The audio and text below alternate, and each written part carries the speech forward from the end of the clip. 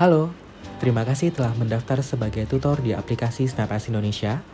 Melalui video ini, kami tim SnapS Indonesia akan memberikan kamu beberapa informasi terkait bagaimana menyelesaikan proses pendaftaran kamu, sehingga sebagai tutor kamu dapat memulai sesi dengan cepat dan juga membantu murid dalam memahami persoalan-persoalan yang mereka hadapi. Sebelumnya, kami juga ingin mengucapkan selamat datang kepada teman-teman semua. Dan ketika teman-teman belum menyelesaikan tes online, kami sangat menyarankan teman-teman untuk memahami isi video ini, karena di dalam video ini ada beberapa informasi penting yang dapat teman-teman gunakan. Selain itu, untuk di video ini ada beberapa agenda yang akan kita bahas. Yang pertama itu adalah proses pendaftaran dan profil tutor. Yang kedua, bagaimana SnapS menilai performa kamu. Yang ketiga, apa itu QA dan kelas online. Yang keempat, apa itu halaman pengguna tutor. Dan yang terakhir yang akan kami berikan adalah tips yang baik untuk menjadi tutor. Sebelum kita mulai untuk memberikan informasi mengenai proses pendaftaran di SnapS, saya akan jelaskan juga apa sih itu SnapS. SnapS itu berdiri pada tahun 2015 dan SnapS sendiri merupakan aplikasi belajar online yang mempertemukan tutor dan murid. Tutor dapat membantu murid belajar secara mandiri melalui pesan teks, pesan suara, dan gambar. Selain itu, murid juga akan mendapatkan konten rekomendasi yang sesuai dengan kebutuhan akademiknya. Hingga saat ini, SnapS telah tersedia di 8 negara dan membantu lebih dari 1.300.000 murid. Selain itu, founder dan CEO dari SnapS sendiri mengatakan bahwa kami percaya murid membutuhkan bantuan dalam belajar secara mandiri. Oleh karena itu, SnapS hadir untuk mengatasi permasalahan tersebut. Untuk agenda berikutnya, kita akan membahas apa itu Tutor's Journey dan Tutor Profile. Apa saja jenis-jenis tutor yang ada di SnapS? Ketika kamu pertama kali mendaftar, ada satu kategori yang dinamakan sebagai SnapS Certified Tutor. Nah, untuk SnapS Certified Tutor, keuntungan yang didapat dengan menjadi tutor kategori ini adalah kamu memiliki kesempatan untuk dipromosikan sebagai SET atau STP. Untuk kategori kedua, kita memiliki namanya SnapS Elite Tutor. Keuntungan yang didapat dengan menjadi SnapS Elite Tutor adalah mendapatkan sertifikat, tampil di halaman depan aplikasi SnapS, dan juga mendapatkan prioritas untuk menjawab pertanyaan. Selain itu juga bisa direkomendasikan oleh murid. Dan yang terakhir itu juga mendapatkan highlight di LinkedIn page-nya SnapS. Dan untuk kategori terakhir itu kita punya yang dinamakan SnapS Tutor Panel. Untuk keuntungan yang didapat adalah berkesempatan mengikuti program magang di SnapS, berkesempatan untuk mengikuti program terbaru SnapS, dan juga LinkedIn exposure untuk pengembangan karir.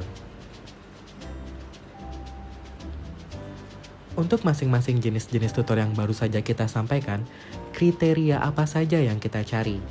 Nah, untuk SnapS Certified Tutor, kriteria yang kita cari adalah telah diterima sebagai trainee tutor, telah lulus masa percobaan, dan setidaknya sudah menjawab 10 pertanyaan dalam waktu 2 minggu. Untuk SnapS Elite Tutor sendiri, kriteria yang kita cari adalah rata-rata rating 4,7, menjawab minimal 150 pertanyaan dalam 1 bulan. Selain itu juga harus mendapatkan jumlah favorit minimal 50 per bulannya. Untuk jenis SnapS Tutor Panel, kriteria yang kita cari adalah sudah menjadi SnapS Elite Tutor. Selain itu juga sudah menjawab minimal 450 pertanyaan dalam 3 bulan. Untuk berikutnya yang akan kita bahas adalah apa itu Tutor Profile. Pertama, kenapa sih kamu harus mengisi tutor profile? Tutor profile ini sendiri itu digunakan untuk mendapatkan murid dan selain itu juga membangun kepercayaan murid terhadap kamu sebagai tutor.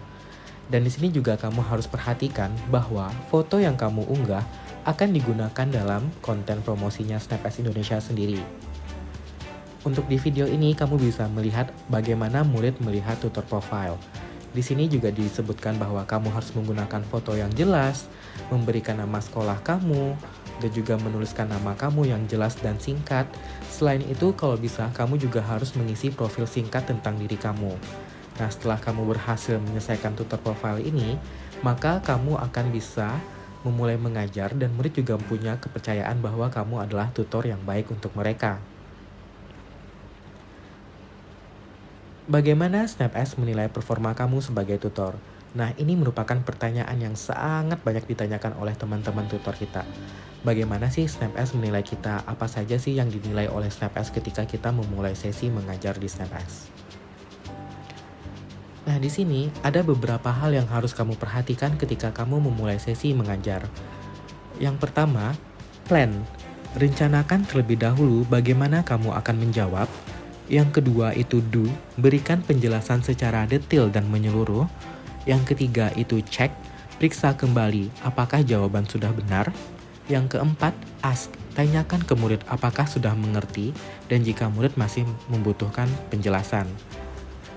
Di sini juga mohon diperhatikan bahwa jawaban yang tidak jelas akan dikategorikan sebagai sesi tidak valid dan akan dibatalkan oleh tim SnapS.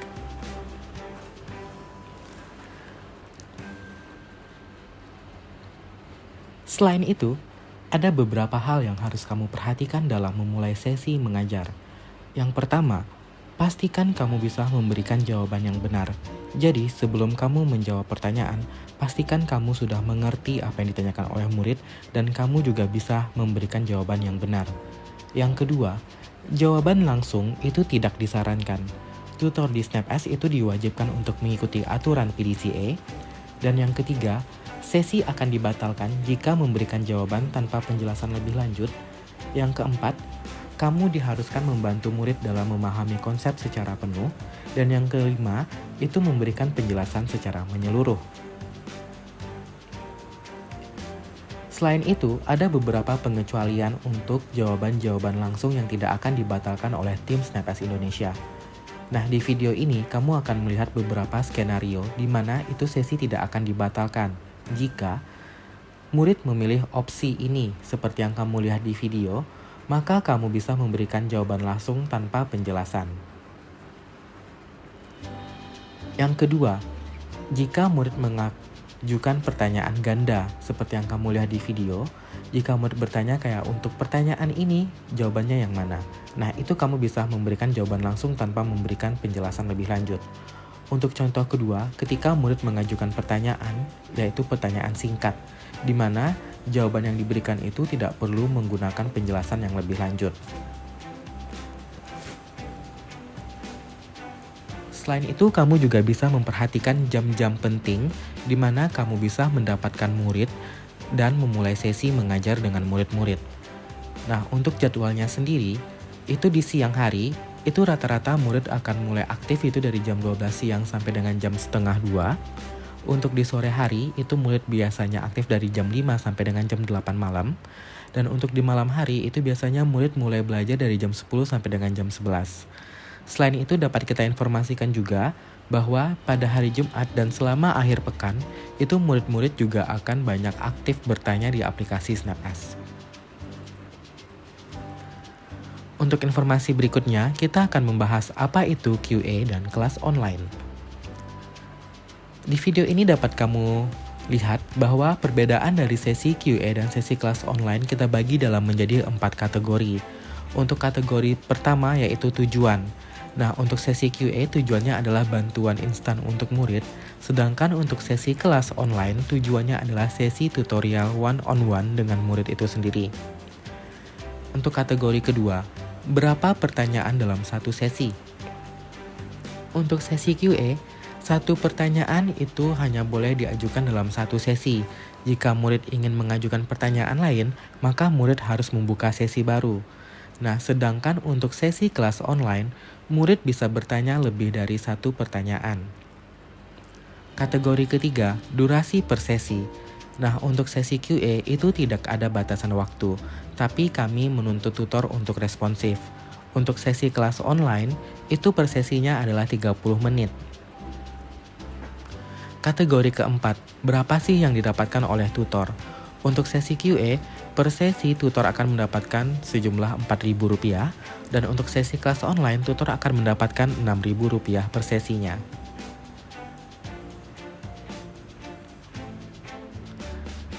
Nah, untuk di video ini kamu bisa melihat perbedaan antara sesi tanya jawab atau QA dan sesi kelas online atau TBS. Nah, di sini kamu bisa lihat untuk di sebelah kiri, sesi QA itu hanya satu pertanyaan per sesi, Sedangkan untuk di sebelah kanan sesi kelas online, kamu bisa melihat bahwa akan ada waktu menghitung mundur berapa menit lagi yang tersisa untuk kelas ini. Selain itu, murid juga bisa bertanya lebih dari satu pertanyaan. Nah, di sini juga kamu bisa melihat berapa yang didapatkan oleh tutor. Nah, untuk sesi QA yang akan kamu dapatkan adalah Rp4.000 dan untuk sesi kelas online yang akan kamu dapatkan adalah Rp6.000. Selain itu, yang berhak untuk melakukan cash out itu adalah SnapS Certified Tutor dan kategori ke atas. Selain itu juga diwajibkan untuk menjawab 25 pertanyaan dan jika jumlah pertanyaan kurang dari 25 maka akan dikenakan biaya admin.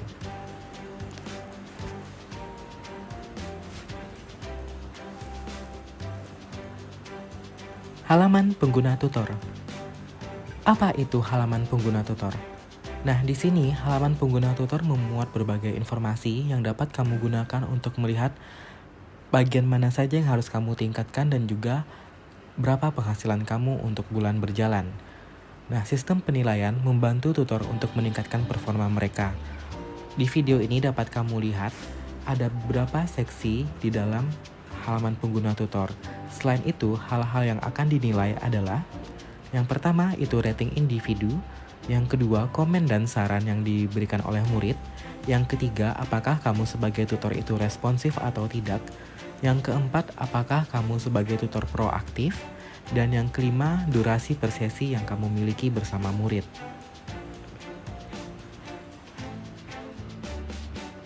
Selain itu, melalui halaman pengguna tutor, kamu dapat mengajukan cash out.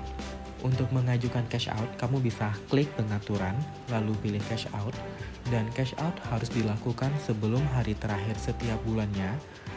Proses pencairan dana itu akan dilakukan 10 hari kerja, dan kamu juga harus menginformasikan nomor rekening yang sesuai dengan kartu identitas yang kamu gunakan ketika mendaftar. Dan jika ditemukan lebih dari 10 sesi yang dibatalkan setiap bulannya, maka cash out kamu tidak akan diproses. Satu hal penting yang harus kamu perhatikan, cash out itu harus dilakukan setiap bulan. Jika dalam waktu 6 bulan berturut-turut kamu tidak melakukan cash out, maka uang yang kamu miliki akan hangus. Untuk informasi lebih lanjutnya, kamu bisa kunjungi syarat dan ketentuan pengguna SnapS.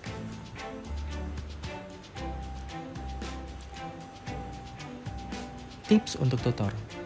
Nah, sebagai tutor, apa saja sih hal-hal yang bisa kamu lakukan untuk membantu murid dalam belajar? Nah, di sini kita bisa berikan informasi 4 hal yang dapat kamu lakukan sebagai tutor SnapS Indonesia. Yang pertama, bantu murid secara menyeluruh. Kamu bisa menggunakan berbagai metode interaktif untuk memulai sesi. Yang kedua, kamu memberikan penjelasan menyeluruh. Selalu gunakan aturan PDCA yang telah kita informasikan di slide sebelumnya. Dan yang ketiga, berikan jawaban dengan sabar dan pengertian. Yang keempat, beritahu murid bagaimana mereka bisa menyelesaikan persoalan yang sama di kemudian hari.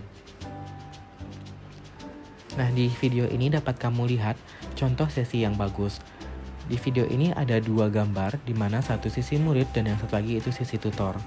Di sini sebagai tutor, kamu bisa memberitahu murid bahwa untuk satu sesi itu hanya bisa mengajukan satu pertanyaan untuk di sesi QA. Dan selain itu, kamu juga melihat bagaimana tutor menanya kembali kepada murid apakah murid sudah mengerti dengan penjelasan yang diberikan. Selain itu, ada beberapa hal yang tidak boleh kamu lakukan. Yang pertama, tidak ada respon atau terlambat memberikan respon. Yang kedua, memberikan jawaban yang salah. Yang ketiga, sikap tidak baik. Jadi di sini lebih ke arah seperti kamu tidak memahami murid secara penuh. Yang keempat, ingin menyelesaikan sesi dengan cepat. Yang kelima, tidak memahami kebutuhan murid. Nah, berdasarkan gambar yang kamu lihat di video ini, dapat kamu lihat bagaimana tutor terburu-buru ingin menyelesaikan sesi tanpa memahami kebutuhan murid. Selain itu, ada beberapa pelanggaran berat yang dapat kami informasikan di SnapS Indonesia. Yang pertama, bertukar kontak pribadi dalam bentuk apapun, baik itu nomor telepon, media sosial, email, dan lain-lain. Kedua, menawarkan jasa tutor secara langsung ke murid. Yang ketiga, penggunaan kata-kata yang tidak sopan. Yang keempat, melakukan tindakan kecurangan seperti memiliki akun murid atau memiliki lebih dari satu akun tutor. Yang kelima, melakukan tindakan tidak jujur. Jadi, kamu tidak pernah melaporkan sesi di mana kamu tidak memberikan jawaban. Nah, untuk pelanggaran-pelanggaran yang kamu lakukan, ketika kamu melakukan pelanggaran pertama kali, maka akun kamu akan dibekukan dalam waktu 2 minggu. Dan jika terjadi pelanggaran kedua dalam waktu 2 minggu, maka akun kamu akan dinonaktifkan sehingga kamu tidak bisa melakukan cash out. Selain itu juga jika terjadi pelanggaran kedua setelah 2 minggu akun kamu dibekukan, maka kamu juga akan dinonaktifkan dan tidak bisa melakukan cash out. Selain itu, ada beberapa skenario di mana kamu bisa menghubungi layanan pelanggan jika 1. Ada terjadi kendala teknis, kedua, adanya miskomunikasi dengan murid, ketiga, mendapatkan rating yang tidak sesuai dari murid, keempat, tidak yakin dengan beberapa informasi yang ada di aplikasi SnapS maupun di websitenya SnapS Indonesia. Nah, di sini kamu bisa mengirimkan email ke cs-id@snaps.com atau melalui aplikasi pilih menu layanan pelanggan. Nah, sekian informasi-informasi mengenai bagaimana menyelesaikan pendaftaran kamu sebagai tutor di aplikasi SnapS. Dan terima kasih telah menonton. Jika kamu masih ada beberapa hal yang ingin ditanyakan, jangan lupa kirim email ke email yang telah kita informasikan sebelumnya. Dan kami tim SnapS Indonesia mengucapkan semoga kamu berhasil dalam mengerjakan tes online. Terima kasih dan sampai jumpa.